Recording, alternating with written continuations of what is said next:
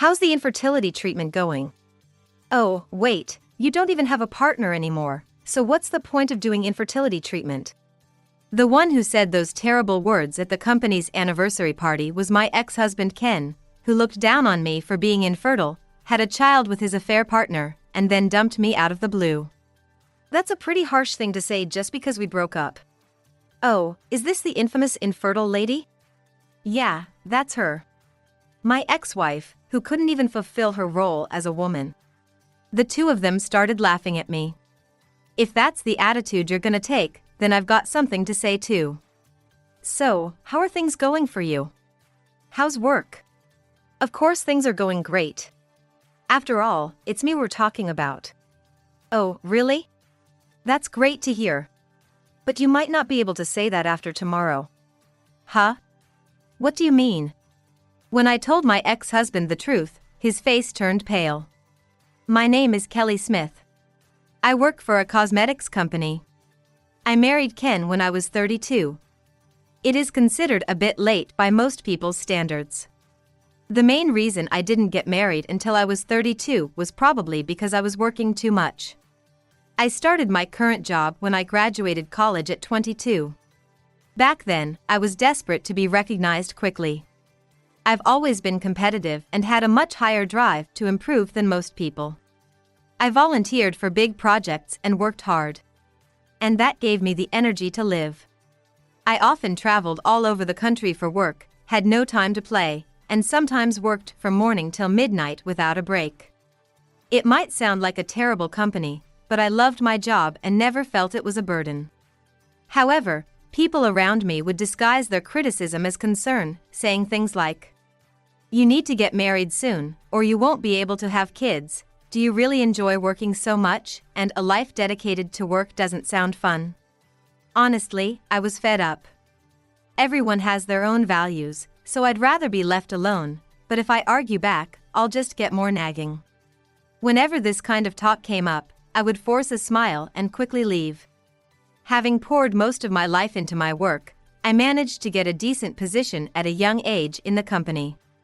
I finally started getting regular breaks and had some leisure time in my personal life. By this time, I was already 32 years old. At this point, I had been single for 15 years. I didn't have a strong desire to get married, but the idea of being single forever was a bit sad. I hoped to meet a good partner someday. That's when I met my husband, Ken. We both loved reading and met at a book event for a popular author. Since the author was well known, there was a long line, and the wait was quite lengthy.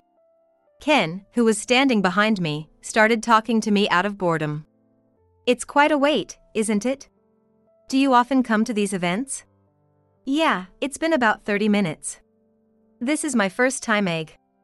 I happen to have the day off from work." "Really? Me too. It's my first time as well. By the way, which of the novels is your favorite?" "Well, I think I liked that novel in 2013 the best." "Me too. It's my favorite novel." Ken talked with sparkling eyes. We hit it off, chatting enthusiastically about how moving certain lines were or how surprising the ending was.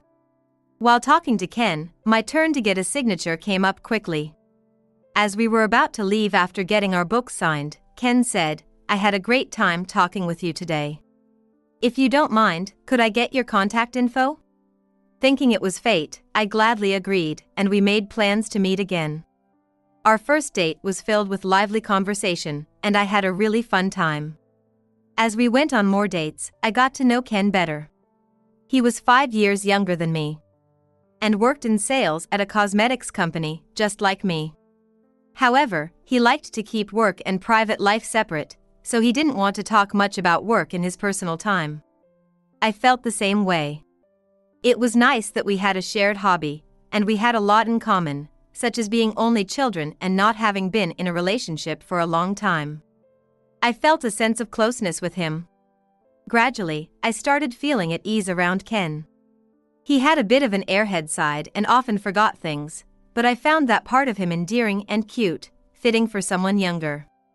For someone who hadn't had any time to play before, dating Ken was refreshing and fun. I was quite excited about being in a relationship again after so long. About 6 months after meeting Ken, he said, "I want you to meet my parents." What? I want to marry you, Kelly. Is that okay? Although I was surprised by the sudden proposal, I loved Ken and had no reason to refuse. The discussion progressed quickly, and I agreed to meet his parents.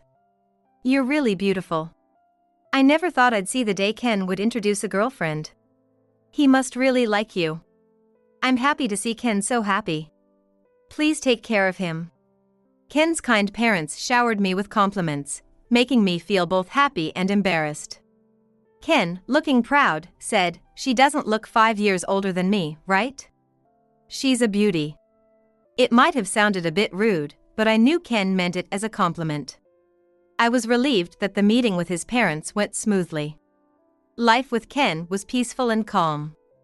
However, changes were coming our way. Kelly, don't you want to have kids? Ken asked hesitantly, probably mindful of my age, as I was already 35. Kids. Of course, I didn't dislike children, and I did want to become a mother someday. But at my age, pregnancy and childbirth come with higher risks. Seeing me at a loss for words, Ken looked worried and said, "Is it not okay? Your health comes first, Kelly. If you think it's too much, we can stop any time." Then he pulled out a bunch of brochures for fertility clinics from his bag and showed them to me. Ken, who usually wasn't good at researching things, had gone to great lengths because he really wanted kids.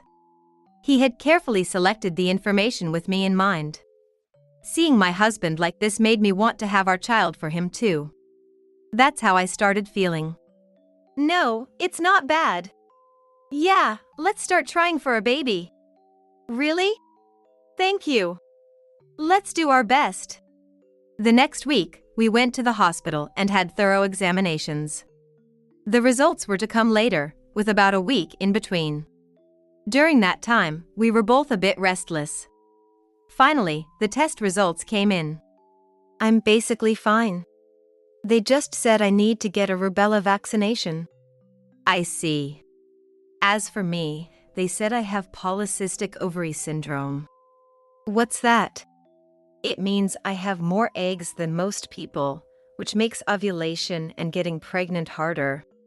My husband became visibly downcast and stopped responding. His feelings were easy to read.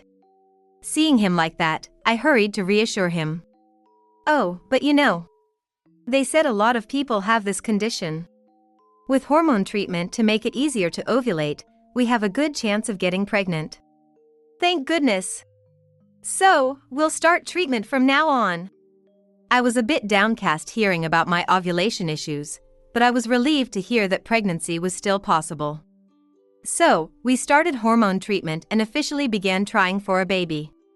Given my age, we decided to try timing-based methods a few times, and if that didn't work, we'd move on to artificial insemination or IVF. However, even after 3 months of carefully timing things as advised by the doctor, I still wasn't pregnant. I wonder what's wrong. It's okay. They say being pessimistic is the worst thing. Let's take it easy and not rush. Yeah, you're right. At first, he encouraged me like this and was very supportive, even driving me to and from the hospital. But as 6 months passed, things began to change. My in-laws started expressing their desire for grandchildren. It began with a phone call from my mother-in-law. Hey, Kelly. I don't mean to be rude, but you're over 30 now, right? Are you thinking about having kids? We've started fertility treatment, but it's not going well. I see. Sorry for being insensitive since you're already seeing a doctor. But you know, Ken has always been an only child and felt lonely, so he needs at least 2 kids. Do it for him and for us. With that, she hung up the phone. Even though my mother-in-law only had 1 child, she should understand how hard it is to have siblings. It's difficult enough to have just 1 child. The following month and the month after that, she continued to express her desire to see her grandchild. When I was alone, I would let out a deep sigh. I talked to my husband about how his mom was pressuring me for a grandchild, but he just laughed it off. Mom said that? Well, I guess it can't be helped. You're getting older, Kelly, so she's probably worried. If we have a baby soon, that should solve everything. He might not have meant any harm, but his words pierced my heart. Despite this, we continued trying for a baby for a while, but there was no sign of pregnancy. My husband seemed to lose interest. He started coming home late, claiming he had to work overtime, instead of coming home early for our efforts. We had agreed to avoid drinking alcohol, but he soon broke that promise too. On top of that, he seemed to think there was no point in trying if I couldn't get pregnant, so our intimacy decreased significantly.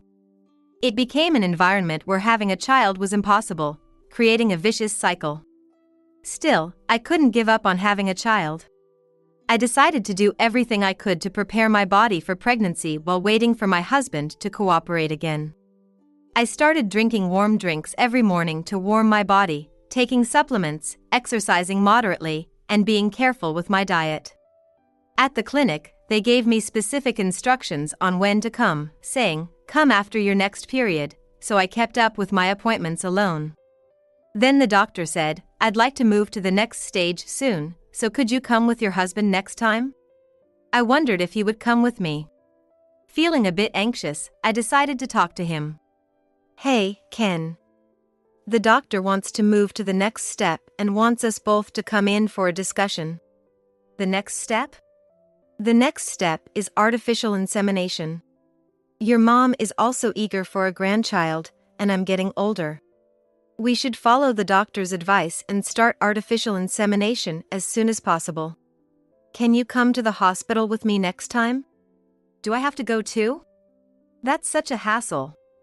Wait, did he just say it's a hassle? All you have to do is listen, while I'm the one undergoing all the procedures and injections. That's so unfair. And couldn't you tell your mom to stop pressuring me about grandchildren? That would help reduce my stress a bit. Anger welled up inside me, and I wasn't sure where to start. I stayed silent with a frown on my face. Noticing my reaction, my husband tried to calm me down.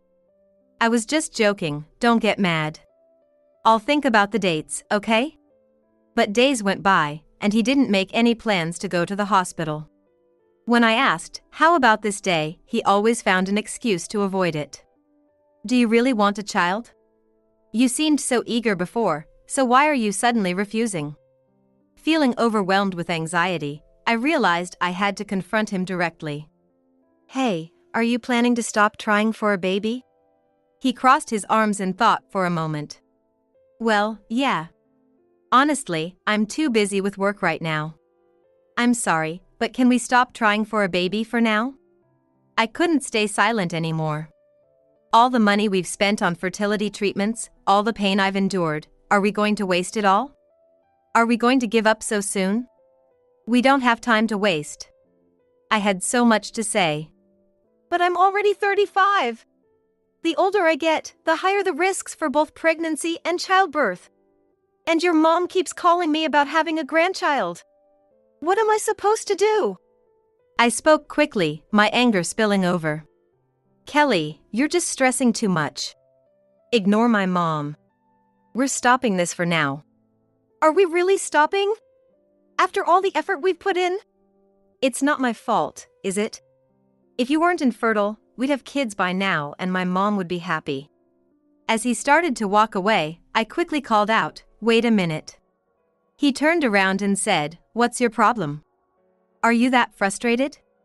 Why are you so persistent?" "Oh, I heard there are special services for women now. If you're that frustrated, go there. I won't be mad." With those awful and crude words, he left.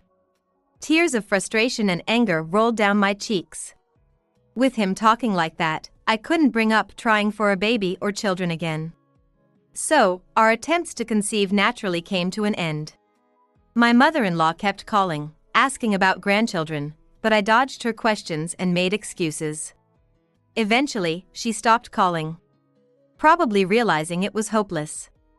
Between Ken and me, the topic of children became taboo, and we stopped discussing it altogether. Our relationship changed after we stopped trying for a baby. Ken seemed distant and uninterested in me. "Why are you so cold?" I asked him one day, and his response shocked me. "I'm busy with my new job." "Didn't I tell you?" "What? New job? You never told me." "Oh, I guess I only mentioned being busy." I was stunned to learn he had changed jobs without telling me. We had agreed before marriage to keep work and private life separate, so we didn't talk about work at home. But still, I thought he could have at least mentioned it. Yet, being married doesn't mean we have to share everything, and luckily, we didn't have kids. We kept our finances separate, so nothing changed for me personally. So, I decided to let it go. I was curious about where my husband had changed jobs to and whether his salary had changed, but I decided not to ask. I thought it would be better for both of us that way. However, his job change ended up causing an unexpected situation, but I wouldn't realize that until later. A few months passed. One day at work, the head of the HR department approached me. "Isn't this your husband, Kelly?" he asked. "What?" Looking at the resume, I saw a profile of my husband. "That's definitely my husband." "It looks like he's been working at the branch for a little while now. Did you introduce him to this company?" "No, not at all. I knew he changed jobs, but I had no idea it was for our company." Different branches, different roles, and I didn't know anyone at Ken's branch. Our company has over 3,000 employees nationwide. It's not unusual to not notice when someone new joins if they're not at the same branch. I happened to find out because of my position, but Ken probably had no idea. I was shocked that such a thing could happen. But thinking about it, it's not surprising that he ended up at our company, as it's one of the larger cosmetics companies in the area where we live. I have some concerns about this person. I couldn't believe my ears. "My husband did that." "Aren't you going to talk to your husband about this?" "For now, let's keep it a secret from the people at his branch. I don't want anyone to act weird around him." "Got it." I asked the HR head to keep my husband's employment a secret. I planned to tell my husband when I got home. Thinking about this, I headed home. When I got home, my husband wasn't back yet. It was 8 p.m. "He's late," I thought as I waited for my husband to come home. Then, I received a message from him. "There's a welcome party tonight, so I'll be late." I figured it couldn't be helped and replied, "Okay." I waited for a while, but he didn't come home, not even after midnight. He finally got back around 4 a.m. I couldn't talk to him about work. The next day and the day after that, he came home late again, and there was no chance to discuss his job. Ever since Ken started at my company, he'd been coming home extremely late. Every day it was overtime, and on weekends he'd say he had business trips and wouldn't come home. Is his branch really that busy? Even when we did see each other at home, he seemed distant. "Have you been busy lately?"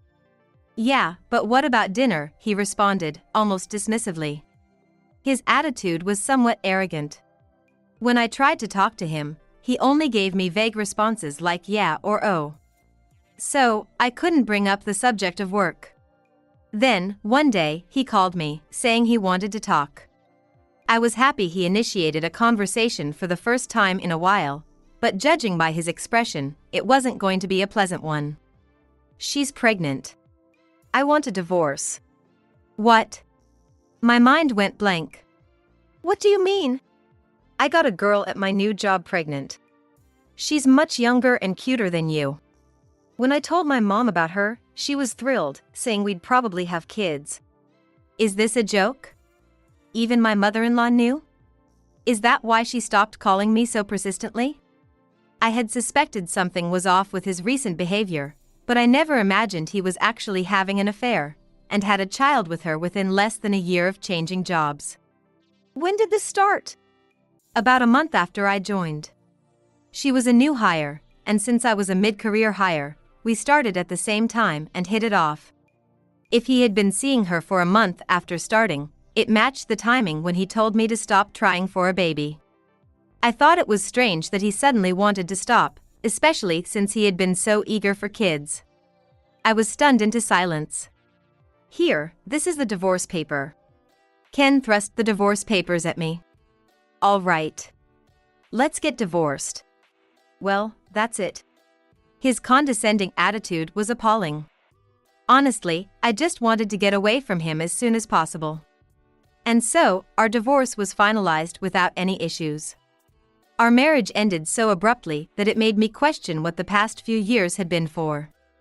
3 days after the divorce was finalized, I moved out and stayed in a hotel until I found a new place. Ken planned to live with his affair partner in the house we once shared. 2 weeks have passed since then. While my emotional wounds hadn't healed, I found a new place and was ready for a fresh start. That's when our company announced its anniversary party. When I arrived at the venue, it was packed with people, and I wandered around looking for my seat. Then, I spotted a familiar face staring at me with wide eyes. What the hell are you doing here? It was my ex-husband, Ken. Standing next to him was a cute girl in her early 20s with a noticeable baby bump. Who is she? She asked, clutching Ken's sleeve. From her behavior, I immediately knew she was his affair partner. Ken seemed shocked to see me, clearly not realizing we worked at the same company. Oh, I didn't tell you. The company you transferred to is where I work. What? Why didn't you say anything? You didn't tell me about your job change either. You didn't even tell me the name of the company. All you do is argue. It's disgusting that we work at the same company. I thought I was finally rid of you. I'm the one disappointed that we're at the same company. Oh yeah, you should quit. You're single now, right? You can manage on your own without a job. I have a family to support, so I can't quit. Ken was being extra hostile, probably to show off in front of his girlfriend. The girl, joining in, said, "What? Is she a stalker? That's so creepy.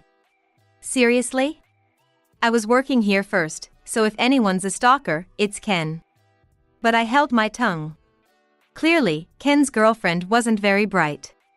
Yeah, it's a shock. I thought I'd never have to see your face again. Good thing we're in different branches. I can't afford to have weird rumors spread about me. I didn't want to see your face either. And if there are any rumors, they're your fault. Ken scowled, clearly irritated that I hit a nerve. How's the infertility treatment going? Oh wait, there's no point now since you don't have a husband. Ken told me his ex-wife was an infertile old hag. The two of them started laughing at me. They seemed completely oblivious to their own situation. I sighed and asked, "So, how's everything going for you?" "What do you mean, work or personal life?" "As you can see, everything's great, unlike you," Ken said, giving me a smug look. "Oh Ken, you're so cool," his dim-witted girlfriend squealed. They were a perfect match, living in their own delusional world. I couldn't believe I had been married to this man and lost to this woman. It was pathetic. Really? Everything's great? Well, you might not be saying that next month, I said with a knowing smile. Ken looked startled by my expression. What do you mean by that? Well, it's my turn next, I said, ignoring his confused look as I stood up and walked towards the stage. As I approached, the MC announced, "Next, we'll hear from our executive officer, Kelly Smith." I took the microphone and began my speech. Ken and his girlfriend stood there in shock, staring at me. When he realized I was an executive officer at the company, my ex-husband went into a complete panic. Even from a distance, I could see him mouthing, "Oh no, and this is bad. I've been an executive officer here for 6 months. Thanks to everyone's support, our company celebrates its 30th anniversary this year." I finished reading the prepared speech, completing my role for the day. Now, it was time for my payback. As soon as I stepped down, Ken rushed over to me, with his affair partner following closely behind. "You're an executive?" "Yes, I am. I was promoted 6 months ago. The HR announcement was made, but I guess you didn't read it?" "That's impossible." I just joined and haven't been transferred, so I didn't look at any HR announcements. He didn't bother to look at the HR announcements because he wasn't expecting a transfer. Not even knowing the names of the company's executives. It's pathetic.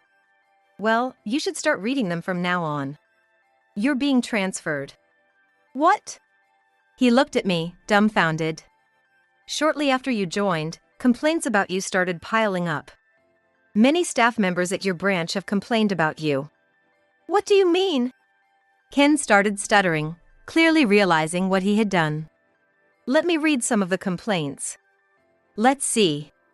He makes a lot of creepy, harassing comments. He touched my butt, pretending it was a joke. He goes out with female employees under the pretense of work meetings and doesn't return. He spends large amounts of money at nightclubs and tries to expense it. He pushes hard tasks onto others. His attitude is condescending, and so on. The list is endless.